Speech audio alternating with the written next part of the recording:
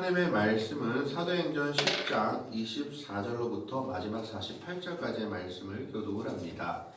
사도행전 10장입니다. 24절로부터 마지막 48절까지의 말씀, 신약성경 204쪽입니다. 24절의 말씀을 제가 먼저 봉독해 올립니다.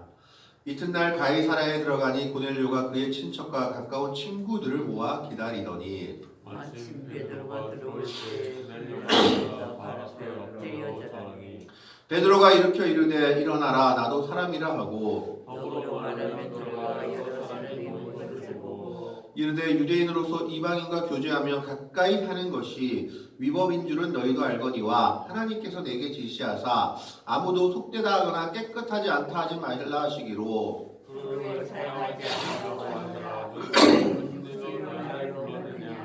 고넬료가 이르되 내가 나흘 전 이맘때까지 내 집에서 제 구시 기도를 하는데 갑자기 한 사람이 빛난 옷을 입고 내 앞에 서서 말하되 고넬료가 하나님의 기도를 듣고 내 구제를 기억하셨으니 사람을 욥바에 보내어 베드로라 하는 시몬을 청하라. 그가 바닷가 무두장이 시몬의 집에 유숙하느니라 하시기로 내가 곧 당신에게 사람을 연결되었으니자 하였나이다. 이제 우리는 주께서 당신에게 명하신 모든 것을 듣고자 하여 다 하나님 앞에 있나이다. 베드로가 입을 열어 말하되 내가 참으로 하나님은 사람의 외모를 보지 아니하시고 각 나라 중 하나님을 경외하며 은혜를 행하는 사람은 다 받으시는 줄 깨달았도다. 만유의 주 되신 예수 그리스도로 말미암아 화평의 복음을 전하사 이스라엘 자손들에게 보내신 말씀 곧 요한이 그 세례를 받고 갈릴리에서 시작하여 온 유대에 두루 전파된 것을 너희도 알거니와 하나님이 나사렛 예수에게 성령과 능력을 기름 붓듯 하셨음에 그가 두루 다니시며 선한 일을 행하시고 마귀에게 놀린 모든 사람을 고치셨으니 이는 하나님이 함께 하셨음이라. 우리는 유대인의 땅과 예루살렘에서 행하신 모든 일의 주인이라. 그를 그들이 나무에 달아 죽였으나 하나님이 사흘 만에 다시 살리사 나타내시되 모든 백성에게 하신 것이 아니요 오직 미리 택하신 증인 곧 죽은 자 가운데서 부활하신 후 그를 모시고 음식을 먹을 우리에게 하신 것이라. 우리에게 명하사 백성에게 전도하되 하나님의 살아있는 자와 죽은 자의 재판장으로 정하신 자가 곧 이 사람인 것을 증언하게 하셨고 그에 대하여 모든 선자로 정하여 그를 믿는 사람들이 다 그의 이름을 조사함을 받는다 하니라.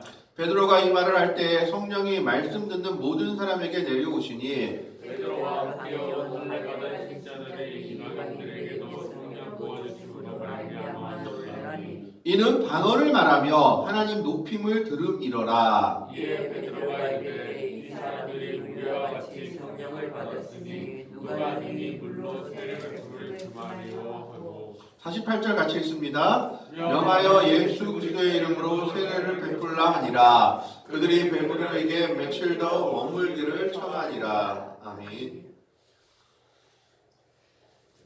지난주에는 고넬료의 믿음에 대해서 알아봤다면 오늘은 고넬료의 구원에 대해서 한번 생각해 보고자 합니다. 성경을 보면 성경은 항상 어떤 모습들이 있느냐? 바로 벽을 허무는 모습들이 있다라는 것을 보여주고 있습니다. 구약에서도 역시 마찬가지였지만 특별히 신약에서는 예수님 시대에 더 벽을 허무는 모습을 보여주고 있습니다. 예수님은 이 땅에 오셔서 바리새인과 서기관들이 죄인이라고 생각했던 창기와 세리들에게 가서 그들에게 구원의 길을 전하셨습니다. 그래서 구원받지 못할 죄인이라고 생각했던 창기와 세리들이 오히려 예수님의 말씀을 듣고 회개하였고 주님 곁으로 달려온 것이 성경에 기록되어 있고 뿐만 아니라 이스라엘 백성들이 가장 싫어했던 자기들의 자존심에 어떻게 보면 긁었던 자존심을 건드렸던 백성들이 사마리아 민족들, 자포난 민족들이죠. 이스라엘 피도 갖고 있고 이방의 피도 갖고 있는 반은 이스라엘 백성, 반은 이방 백성들인 이 사마리아인들한테도 직접 찾아가신 분이 바로 예수님이셨습니다. 그래서 수가성 여인하고 대화를 나누시며 그 마을 사람들에게도 예수님께서 진리의 말씀을 전하신 것이 성경에 기록되어 있는 것을 봅니다.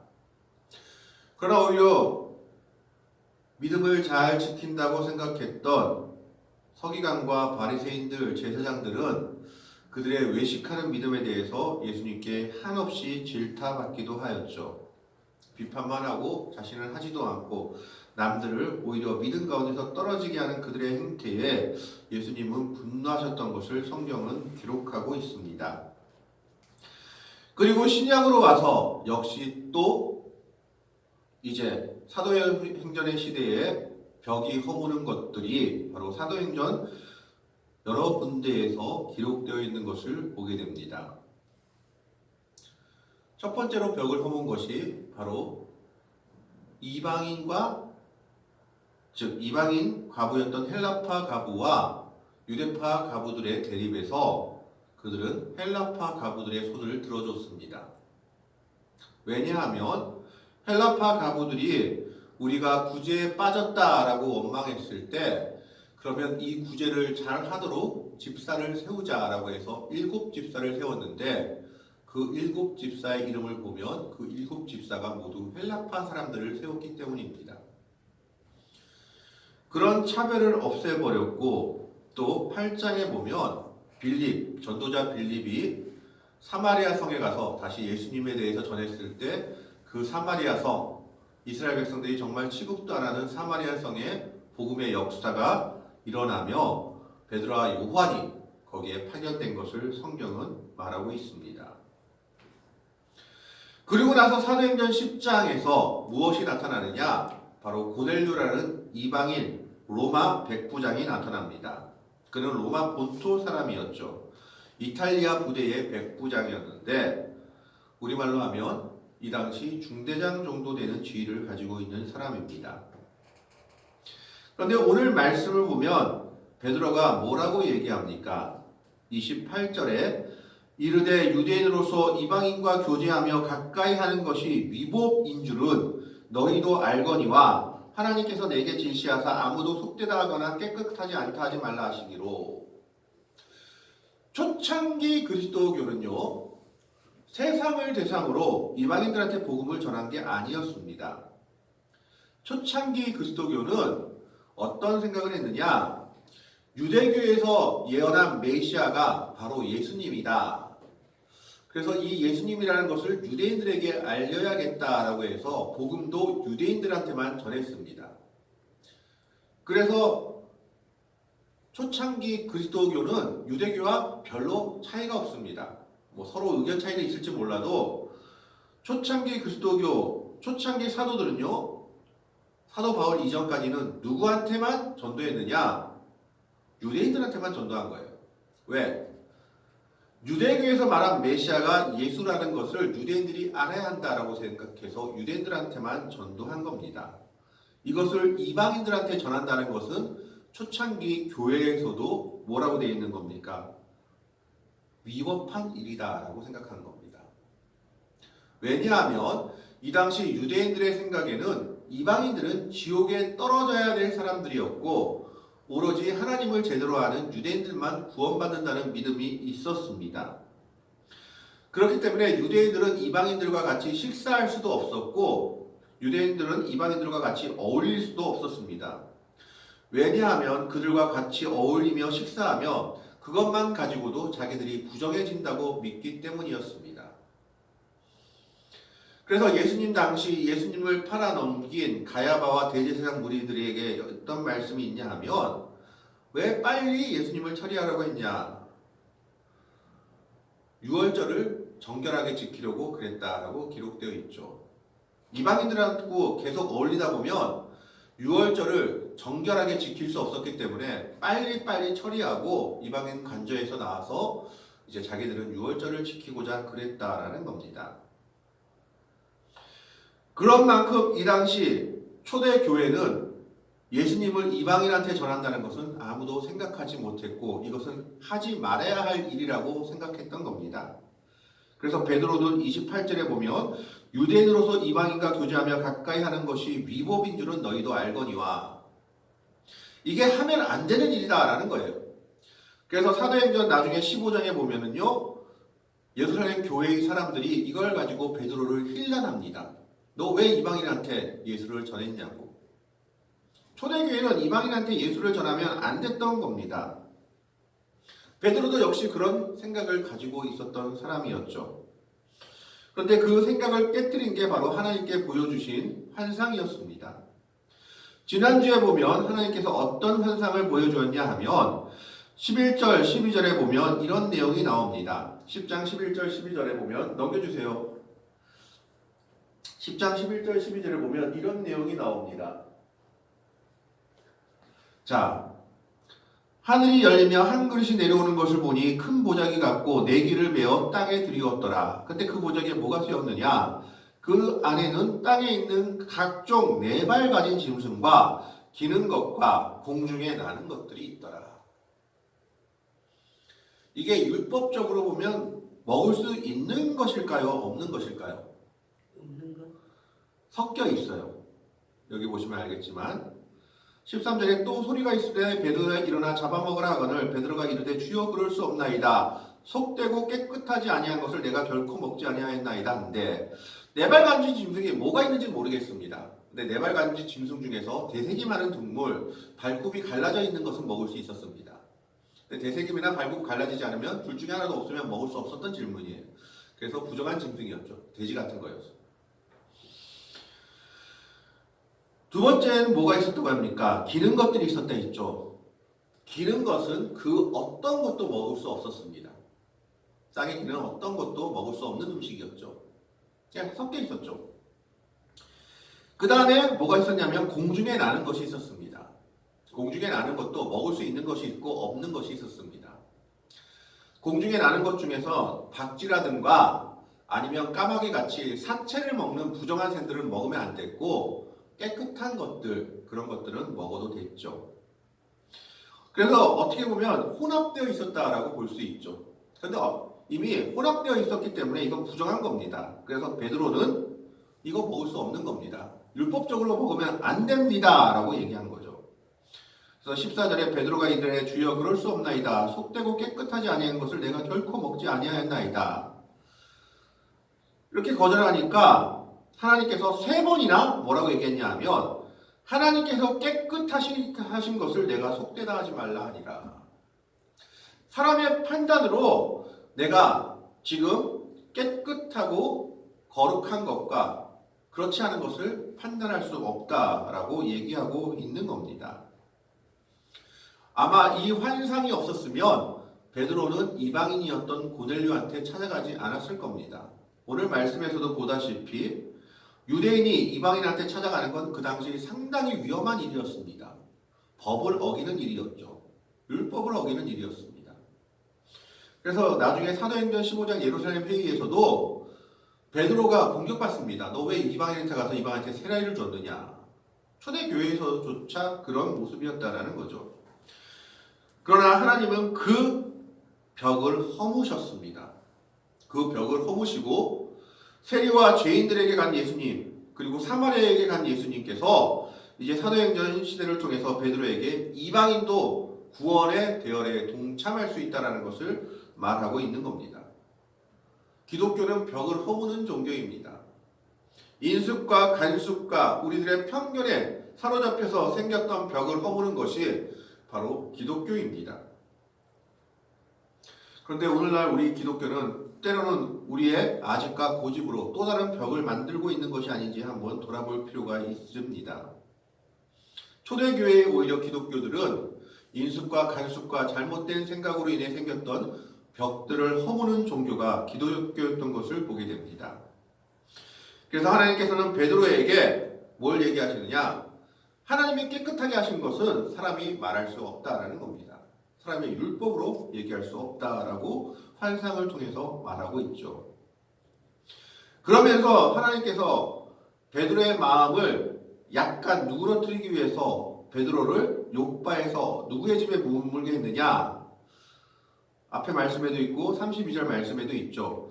사람을 욥바에 보내어 베드로라는 시몬을 청하라. 그가 바닷가 무두장이 시몬의 집에 유숙하느니라. 지난주에도 말씀드렸지만 무두장이라는 말은 가죽 공예를 하는 사람, 가죽 가지고 뭘 만드는 사람이 무두장입니다. 그러니까 짐승의 가죽을 벗기는 거예요.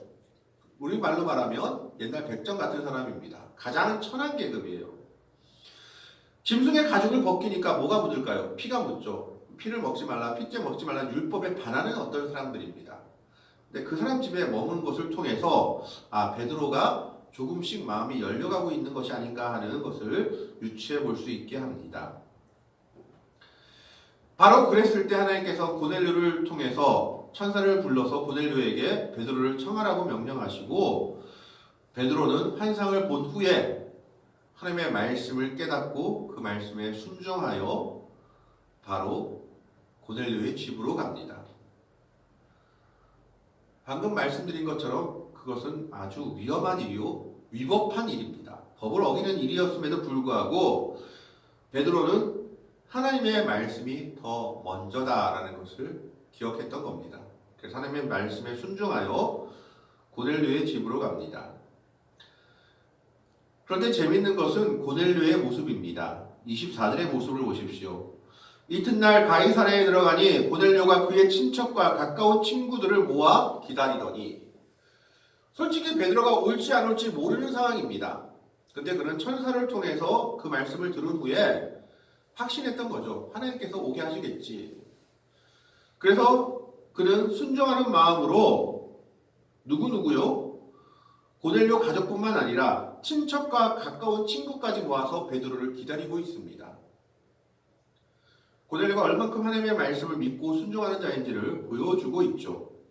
뿐만 아니라 그가 얼마나 겸손했냐 하면 25절에 마침 베드로가 들어올 때 고넬료가 마저 발 아래 엎드려 절하니 베드로가 이렇게 이르되 일어나 나도 사람이라 하고.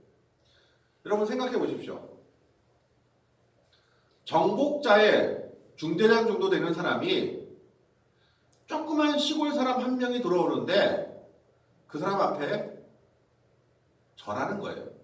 하나님께서 보내신 사람이다라고. 그는 하나님의 말씀을 믿었기 때문에 순종하였고 겸손했던 거죠. 그게 바로 고넬료의 믿음이었기 때문에 하나님께서는 고넬료를 특별히 구원의 길로 초청하신 겁니다. 사실은 있을 수 없는 일이죠. 정복자의 중대장 정도 되는 사람이 시골 촌동을 부른다는 것도 웃기는 일이었고, 베드로 입장에서는 법을 어기면서까지 로마 사람을 만나러 간다는 것은 대단히 위험한 일이었기 때문입니다. 그러나 하나님은 그 역사를 이루고 계십니다. 사람의 생각과 편견에 갇힌 것을 뛰어넘어서 하나님의 구원의 역사에는 벽이 없다라는 것을 보여주고 계신 겁니다. 그래서 29절에 부름을 사양하지 아니하고 왔노라 묻노니, 자, 부름을 사양하지 아니하고는 무슨 말입니까? 사실은 오면 안 되는 것 같다는 얘기예요. 무슨 일로 나를 불렀느냐? 이때 고넬료가 얘기하죠. 고넬료가 이르되 내가 나흘 전 임한 때까지 내 집에서 제9시 기도를 하는데, 이건 유대인의 간습 기도입니다. 그것을 지배자의 백부장이 하고 있는 거예요. 9시 기도라 하면은 오후 3시 기도입니다. 전반에도 말씀했지만 6만 더 하면 돼요. 우리나라 시간으로 하려면. 갑자기 한 사람이 빛난 옷을 입고 내 앞에 서서, 천사죠, 말하네 고넬료야 하나님이 내 기도를 들으시고 내 구제를 기억하셨으니. 하나님이 두 가지를 기억하셨습니다. 고넬료의 기도와 고넬료의 구제. 고넬료가 이웃을 사랑하고 그들을 위해서 베푼 것을 기억하신 것이죠. 그러면서 그 천사가 베드로를 청하라. 그가 너에게 구원의 집을 알려줄 것이다 라고 얘기하고 있는 거죠. 이 말을 듣자마자 베드로가 말합니다. 34절 35절 이렇게 얘기하죠. 베드로가 입을 열어 말하되 내가 참으로 하나님은 사람의 외모를 보지 아니하시고 각 나라 중 하나님을 경외하며 의를 행하는 사람은 다 받으시는 줄 깨달았도다. 베드로의 시야가 넓어졌어요. 그전까지는 베드로나 사도들은 누구만 구원받는다고 생각했습니까? 유대인만. 예수를 전하는 것도 유대인에게만 전해야 된다라고 생각했던 겁니다. 유대교에서 말하는 메시아가 예수인 것을 아직 유대인들이 모르니까 그 사람들에게 전해서 남은 유대인들이 구원받아야 한다고 생각했는데, 베드로가 고넬료의 말을 듣고 뭐라고 얘기합니까? 35절에 각 나라 중 하나님을 경외하며 의를 행하는 사람은 다 받으시는 줄 깨달았도다. 아, 하나님은 벽을 허무시고 계시구나. 유대인만 구원받는 게 아니라 모든 백성이 구원받기를 원하시는구나. 하나님을 믿기를 원하시는구나 라는 것을 깨달았던 겁니다. 그래서 36절 이후에 예수에 대해서 얘기합니다. 복음을 이야기하고 있는 거죠. 그러면 구원에 대해서 얘기하고 있죠. 예수를 믿어야지만 구원을 받게 되고 하늘나라의 백성이 된다라고 얘기하고 있습니다. 부활에 대해서도 얘기하면서 이렇게 얘기하죠. 40절에 하나님이 사흘 만에 다시 살리사 나타내시되 모든 백성에게 하신 것이 아니요 오직 미리 택하신 증인 곧 죽은 자 가운데서 부활하신 후 그를 먹고 모시고 음식을 먹은 우리에게 하신 것이라. 사도들에게 나타났다는 거죠. 부활에. 이것 때문에 바울이 많이 고생을 얻었죠. 너 부활한 예수 못 봤잖아. 넌 사도가 아니잖아. 그래서 바울이 나중에 얘기하죠. 나도 봤다라고 얘기를 하죠. 자, 그러면서 예수님이 부활하신 것과 예수님을 믿어야지만 구원받는 것을 이야기합니다. 이때 하나님께서 놀라운 일을 행하십니다. 무슨 일을 행하시냐 하면 44절 말씀을 보십시오. 베드로가 이 말을 할 때 성령이 말씀 듣는 모든 사람에게 내려오시니, 성령이 말씀 듣는 누구에게요? 모든 사람에게. 고넬료가 누구를 모았냐 하면 자기 가족과 친척과 가까운 친구까지 모아서 기다렸는데 이 기다린 모든 사람에게 성령이 임하셨다라는 겁니다. 그걸 어떻게 알았느냐? 45절에 베드로와 함께 온 할례 받은 신자들, 유대인들을 얘기합니다. 신자들이 이방인들에게도 성령 부어주심으로 말미암아 놀라니. 야, 유대인들은 이방인은 구원 못 받아라고 생각했는데 이방인이 성령을 받은 거예요. 성령 받은 건 구원의 표식이잖아요. 깜짝 놀란 겁니다. 하나님이 벽을 하나 허무셨구나. 왜 하나님이 이 일을 행하셨을까요? 그냥 믿기만 해도 되는데 왜 성령 받은 증거를 보여주셨을까? 초대 기독교에서 논쟁하지 말라고 보여주신 거죠. 이 증거가 없었으면 논쟁이 있었을 겁니다. 유대인들이 이방인도 구원받을 수 있다 없다. 근데 하나님께서 구원받은 증거를 보여주신 거죠. 그런데 그 성령 받은 증거가 뭐냐 하면 46절에 이렇게 얘기합니다. 이는 방언을 말하며 하나님 높임을 들음이러라. 방언이 성령 받은 유일한 증거는 아닙니다. 믿음이 우리가 믿으면 성령 받은 거예요. 예수 믿는다는 이 믿음 자체가 예수님을 나의 구원자라고 고백하는 자체가 성령이 아니면 하실 수 없기 때문에.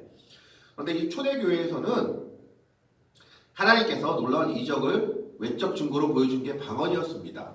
왜? 논쟁을 없애기 위해서. 방언을 말하며 무엇을 들음이라? 하나님 높임을 들음이다 라고 얘기하고 있죠. 여러분, 방언에 대해서 뭐 해석하니 통역하니 뭐 예언하니 이런 얘기들이 있는데 중요한 게 딱 한 가지 있습니다. 결과를 봐야 됩니다. 이 방언의 결과가 뭐였냐면 하나님을 높이는 거였어요. 남의 숨겨진 죄를 찾고 남을 비방하고 남을 정죄하고 지적하는 게 방언의 목적이 아닙니다. 성령의 목적이 아니에요. 열의 목적이 아니에요.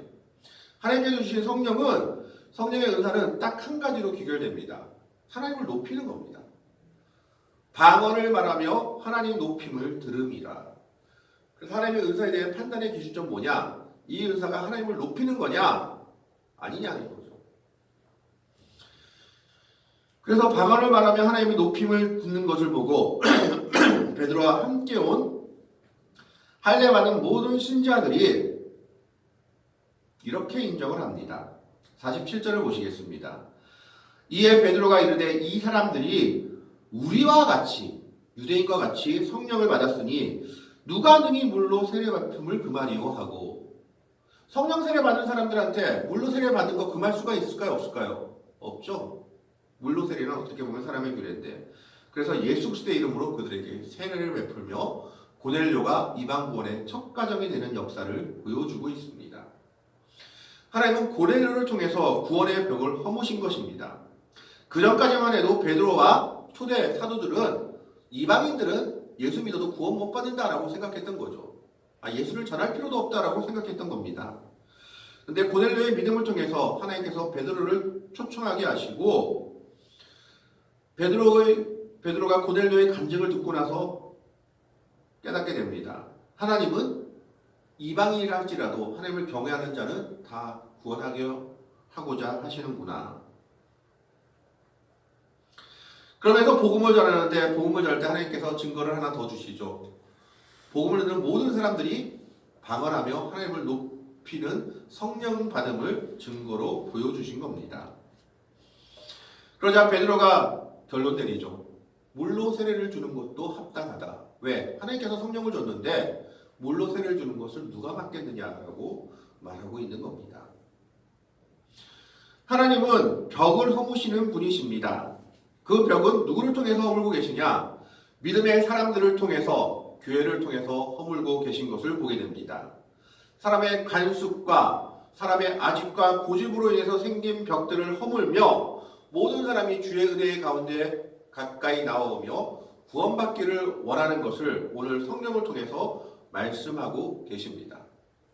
그래서 오늘날의 교회들도 벽을 허무는 교회가 되어야 합니다. 우리만의 세상에 갇혀있고 우리만의 아집과 고집에 갇혀있는 교회들이 아니라 초대교회의 모습처럼 벽을 허물며 세상을 향해 나아가며 주의 은혜를 전할 수 있는 교회들이 되어야 합니다.